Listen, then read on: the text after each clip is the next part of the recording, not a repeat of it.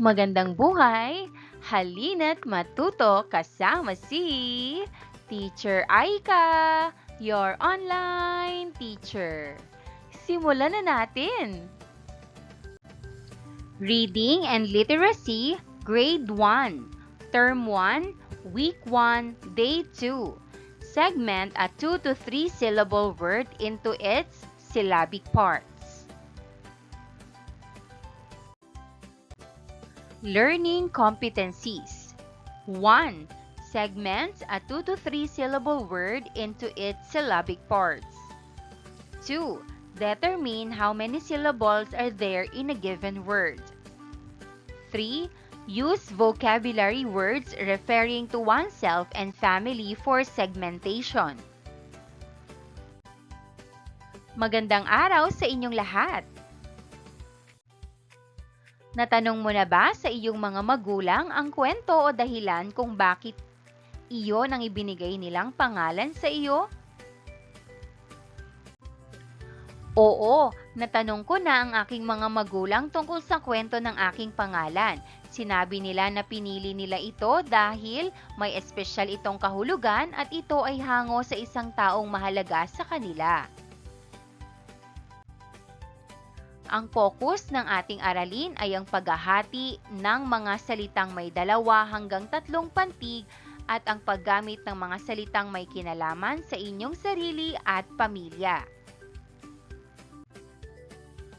Pagkatapos nating ihanda ang ating sarili, aawit tayo ng kantang 10 Mga Daliri. Sabayan ninyo ang inyong guro sa pag-awit at gawin ito ng may galaw habang kumakanta. Narito ang liriko ng kanta. 10 mga daliri, kamay at paa, 2 tainga, 2 mata, ilong na maganda. Malilinis ng ngipin, masarap kumain. Di lang maliit, nagsasabing, huwag kang magsinungaling.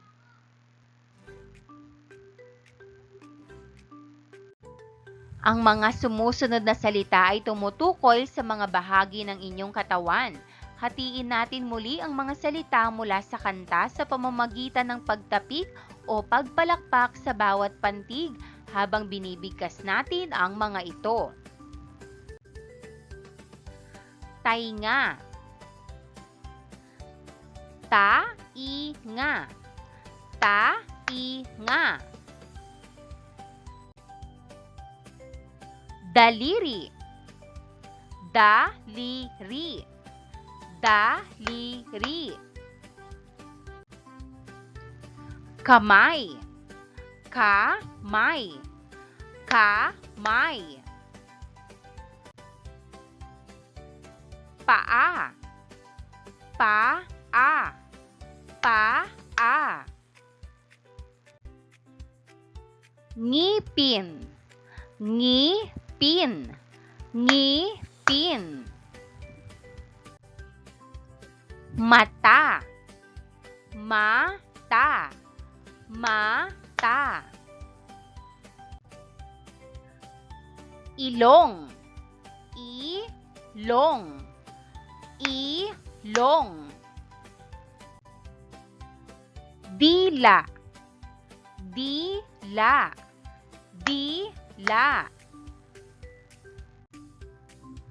Ang pagpapantig ay paghati-hati ng mga salita ayon sa bigkas o bugso ng tinig. Nakatutulong ito upang makuha ang tamang pagbigkas sa mas tama at makabuluhang pagpapahayag ng salita o kahulugan ng salita. Ilong. Ilong. Ilong. Ilong. Bibig. Bibig. Bibig. Bibig. Daliri. Daliri. Daliri. Ngipin. Ngipin. Ngipin. Ngipin. Segmenting race. Makinig sa panuto ng segmenting race. Hahatiin ko kayo sa dalawang grupo. May isang manlalaro at ang iba ay coaches. Maghahagis ng dice ang manlalaro. Tutulungan siya ng grupo na hatiin ang salita sa tamang pantig. Kapag tama, uusad. Ang unang grupong makakarating sa finish line ang panalo.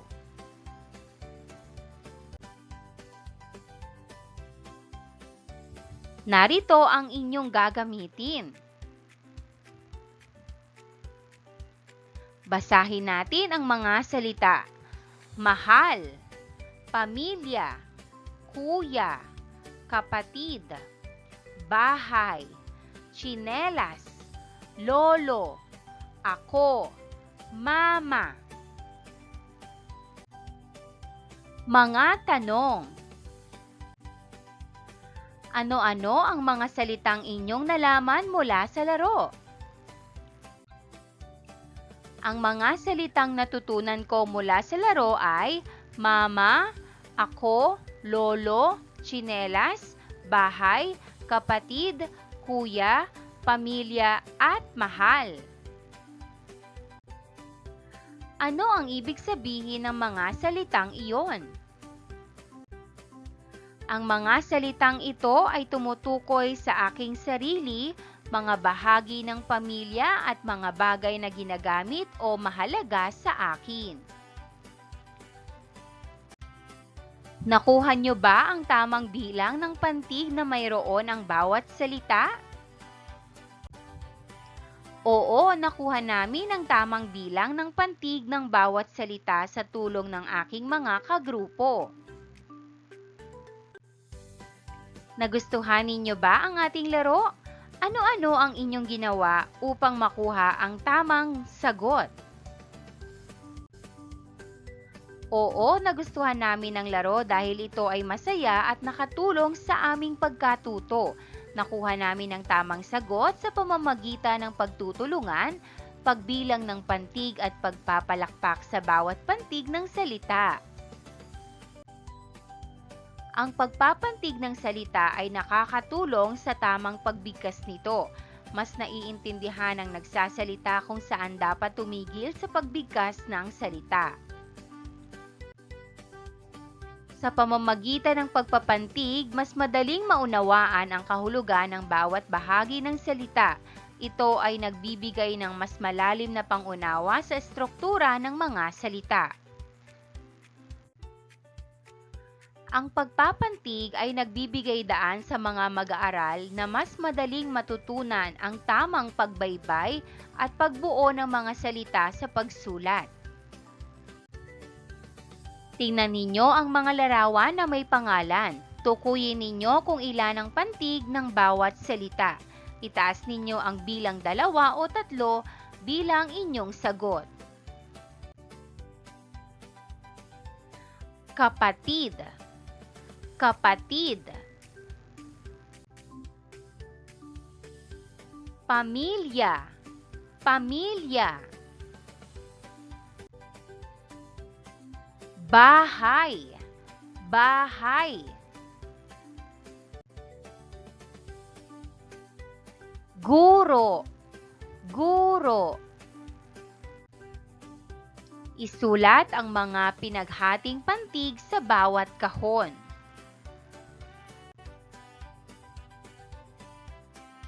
Ako, kami, pangalan, pamilya, kapatid.